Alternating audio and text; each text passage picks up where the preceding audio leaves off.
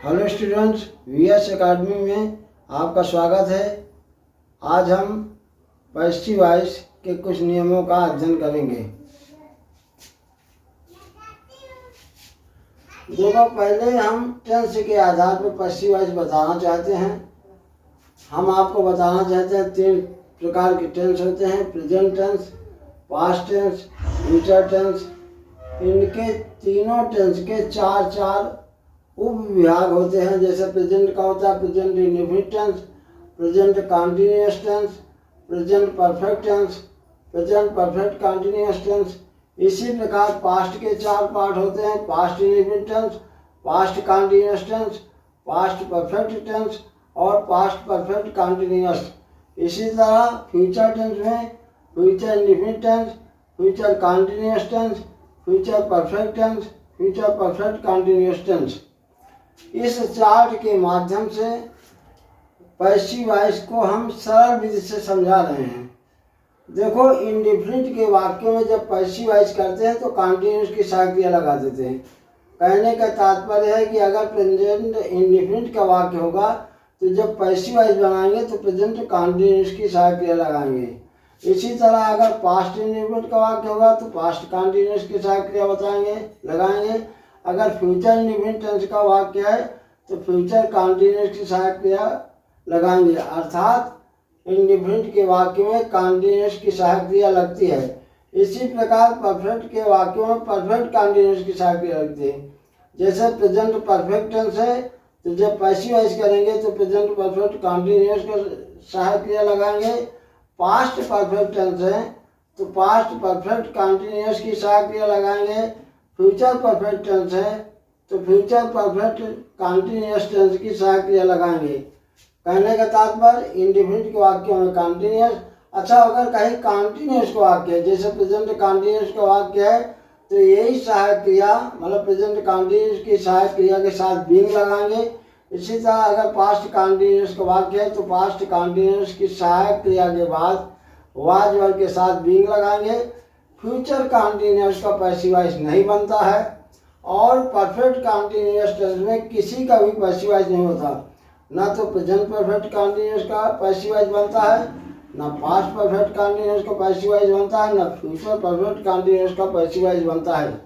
इस तरह 12 भाग में 4 भागों का पैसिव वॉइस नहीं बनता, 8 भागों का पैसिव वॉइस बनता है। तो 4 भाग जिनका पैसिव वॉइस नहीं बनता, समझ गए? मतलब परफेक्ट कंटिन्यूअस में किसी का नहीं बनेगा तो 3 तो ये हुआ, और एक फ्यूचर कंटिन्यूअस का भी नहीं बनता तो इसको मिला के 4 का पैसिव वॉइस नहीं बनेगा, बाकी 8 का पैसिव वॉइस बनेगा। अब बात करें हम खाली प्रेजेंट टेंस में मतलब प्रेजेंट इंडेफिनिट टेंस की।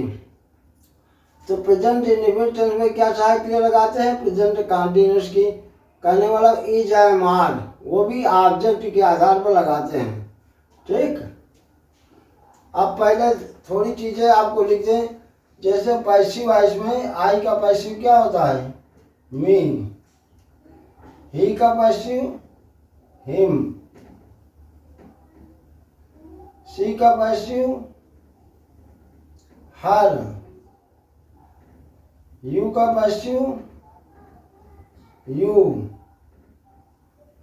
दे का पैसिव देम। और वी का passive us.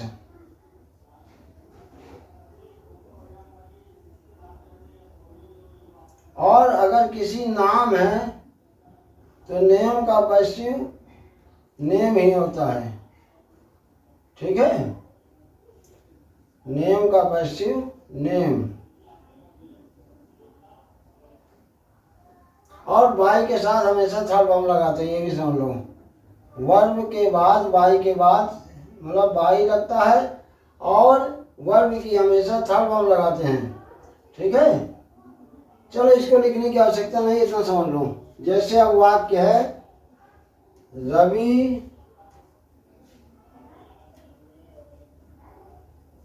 Does not write a letter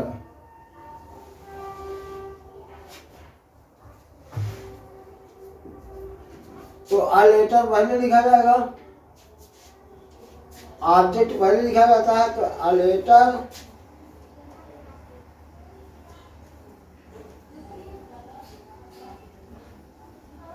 अब डू डज है, डू डज किसकी सहायक क्रिया है? प्रेजेंट इंडेफिनिट टेंस की सहायक क्रिया है।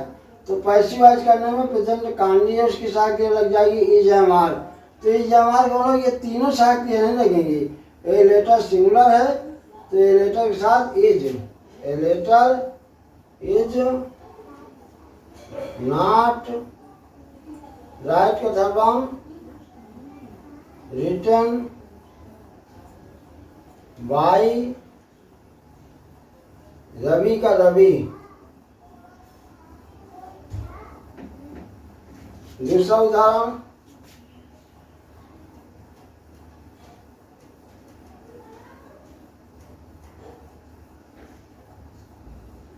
I do not sing a song.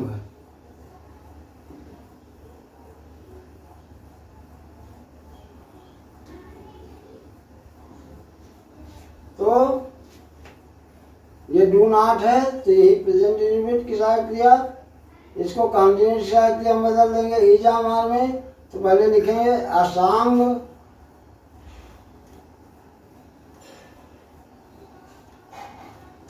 Is, not लगा तो नॉट लगा दो, सिंग का थर्ड फॉर्म संग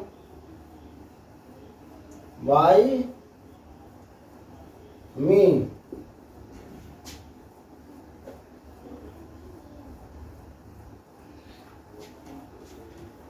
डू यू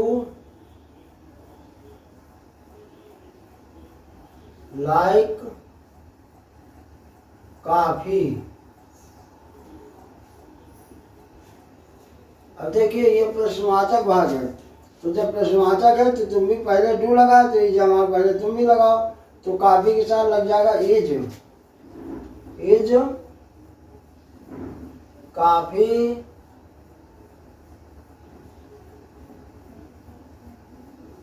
लाइक का था नाम liked by you.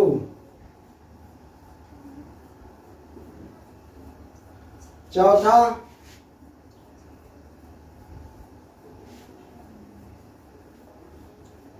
when will,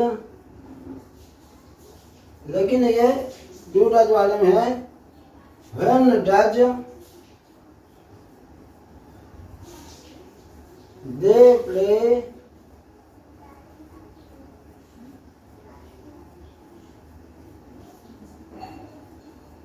cricket?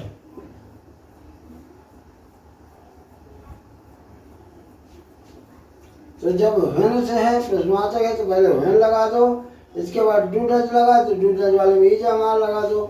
तो पहले क्या लिखेंगे? व्हेन। अब क्रिकेट के अनुसार is, when is cricket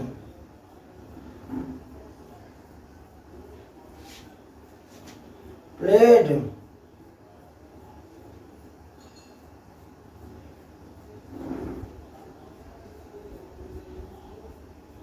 played by them।